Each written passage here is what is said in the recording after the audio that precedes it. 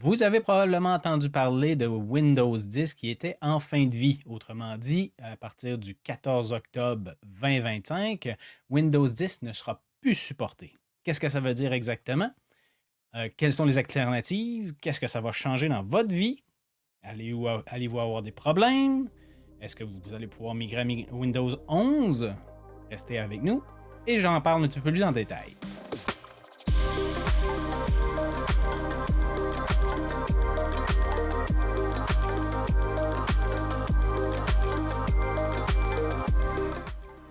Donc, qu'est-ce que ça veut dire exactement pour vous, dans le fond, le fait que Windows 10 ne sera plus supporté?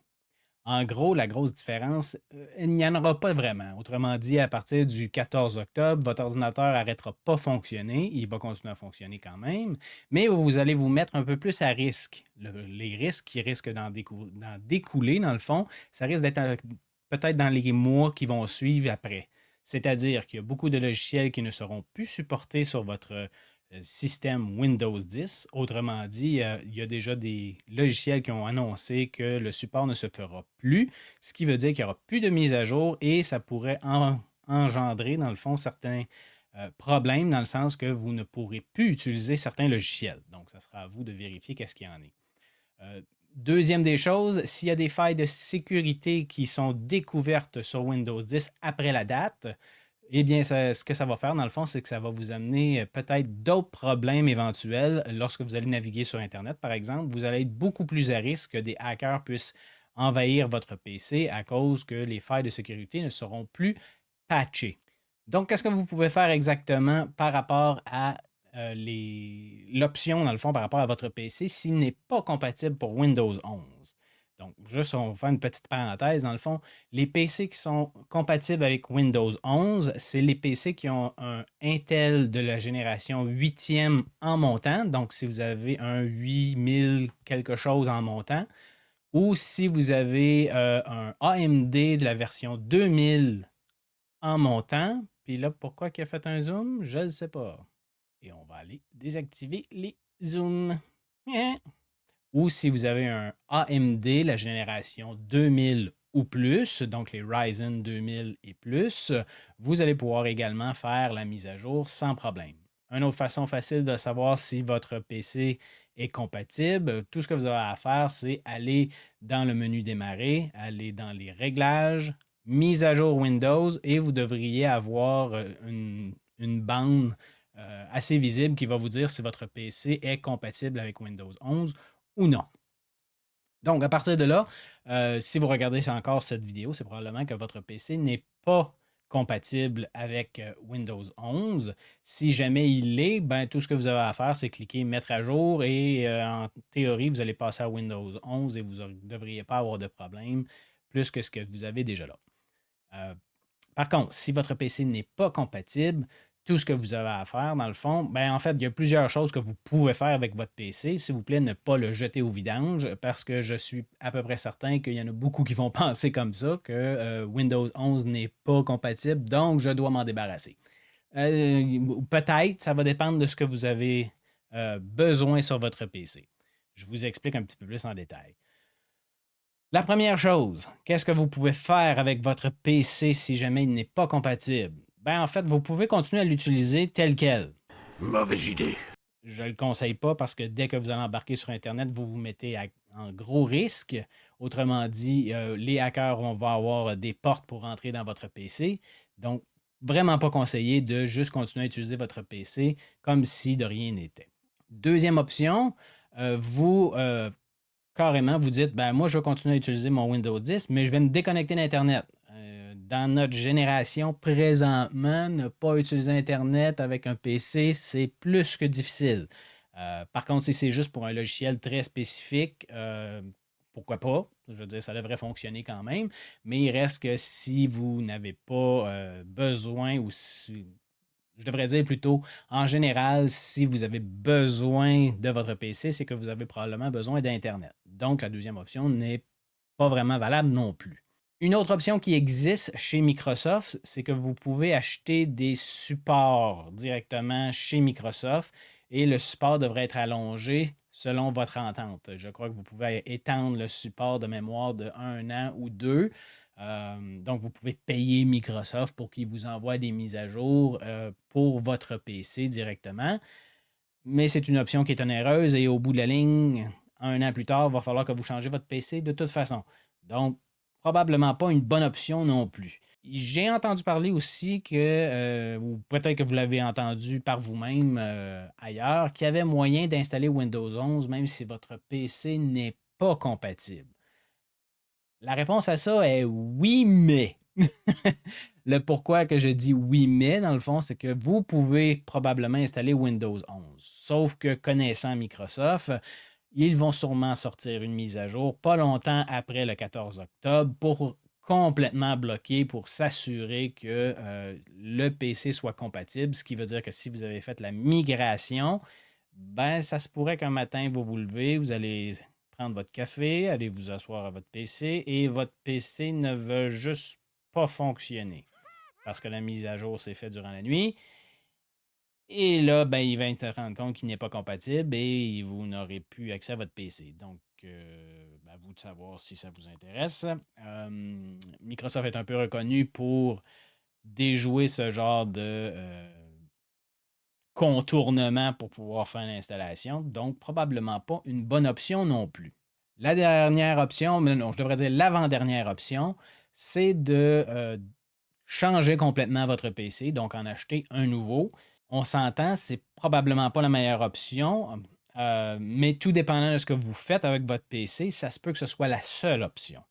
Je m'explique. Si vous utilisez des logiciels qui sont très spécifiques, qui ne fonctionnent que sur Windows, autrement dit, vous ne pourriez pas passer à un Mac ou à Linux, qui est la dernière option que je vais vous suggérer, ben dans ce cas-là, vous êtes un petit peu mal pris. Donc, vous n'aurez pas le choix. Là, je parle des logiciels, mettons, par exemple, comme SolidWorks ou des logiciels comptables très spécifiques. Vous avez absolument besoin d'Adobe, même s'il y a beaucoup d'alternatives qui existent. Vous avez absolument besoin d'un logiciel d'édition photo très spécifique que vous avez besoin qui ne fonctionne que sur Windows ou que vous avez des logiciels très spécifiques qui ne fonctionnent que sur Windows. Ben, dans ce cas-là, la seule option que vous allez probablement avoir, c'est de changer votre PC.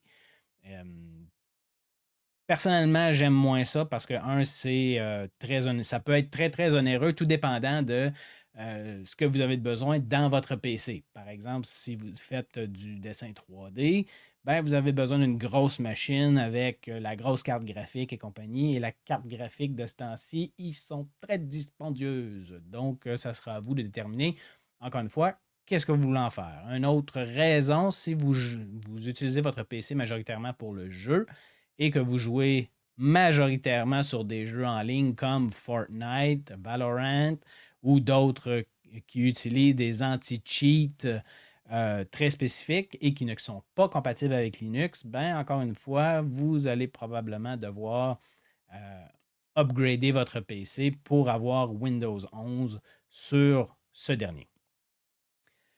Sinon, si vous ne tombez dans aucune de ces catégories-là, il y a une autre option qui existe et ça serait d'installer une version de Linux sur votre PC à la place de Windows.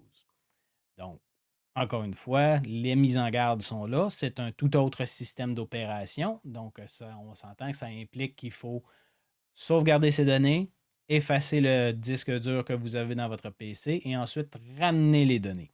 Donc, il y a quelques étapes à faire, mais dans les prochaines vidéos que je vais faire un peu le tour de tout ce qu'on doit faire pour pouvoir faire la migration vers Linux et on va essayer différentes distributions de Linux. Et là, vous m'entendez dire des mots un petit peu étranges peut-être quand que je parle de, par exemple, distribution de Linux. Qu'est-ce que je veux dire?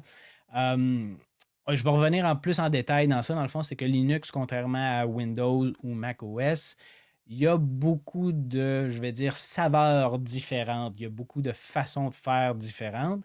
Et c'est un choix que vous allez devoir faire avant de faire la migration. Mais je vais revenir dans tous les détails de ça dans les prochaines vidéos afin que vous compreniez un petit peu plus le comment Linux fonctionne et également comment faire la migration. Et on va essayer différentes distributions pour que vous voyez un peu les différences et ce qui pourrait peut-être vous intéresser. Et à partir de là, dans le fond, il faut également prendre en compte qu'il y a certains logiciels, comme je parlais tantôt, qui ne sont pas compatibles avec Linux. Donc, ça sera à vous de déterminer si votre PC doit être migré à Windows 11 en achetant une nouvelle ou juste migrer vers Linux directement de façon assez simple. Le pourquoi j'offre le Linux, c'est que 80 à 90% des gens, ce qu'ils font avec leur PC, c'est naviguer sur Internet, aller voir leur courriel, faire des documents Office.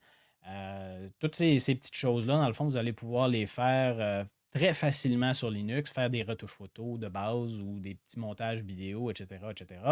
Tout ça, vous pouvez faire ça sur Linux sans problème.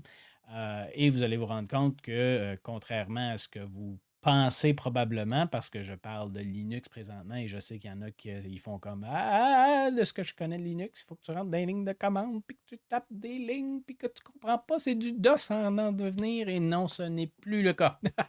Donc, Linux a beaucoup évolué dans les dernières années, assez que le marché s'est beaucoup développé. Et de nos jours, Linux, vous pouvez l'utiliser pratiquement de la même façon que Windows. Bien entendu, comme je le disais, les restrictions restent par rapport aux logiciels qui sont compatibles. Donc là, ce sera à vous de déterminer ce qui serait intéressant pour vous. Un autre point que je voulais aborder avec vous, dans le fond, c'est comme je disais tantôt, il y a beaucoup de distributions de Linux qui existent sur le marché et dans les prochaines vidéos, je veux vraiment m'attarder sur le détail de tout ça et bien entendu, je veux aussi vous présenter des différentes distributions afin que vous puissiez voir un peu les différences. Qu'est-ce qui serait plus intéressant pour vous? Si vous êtes plus gamer, vous allez peut-être choisir une distribution différente de quelqu'un qui fait seulement de la bureautique. Donc, dans le fond, je vais essayer de montrer un peu les différences de toutes ces choses-là.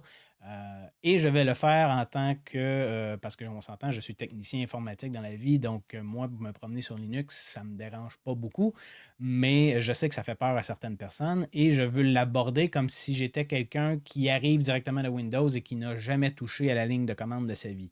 C'est-à-dire que je ne veux pas rentrer dans un Linux et dans une distribution, je devrais dire, de Linux, et il faut absolument que je rentre beaucoup de lignes de commande pour dans le terminal ou le CMD, si vous connaissez Windows un petit peu, là, pour pouvoir fonctionner. Et là, si vous êtes quelqu'un qui connaît déjà Linux et qui est un peu comme moi, qui aime ça bidouiller dans cet univers-là, vous vous dites sûrement, il s'en sortira jamais sans la ligne de commande.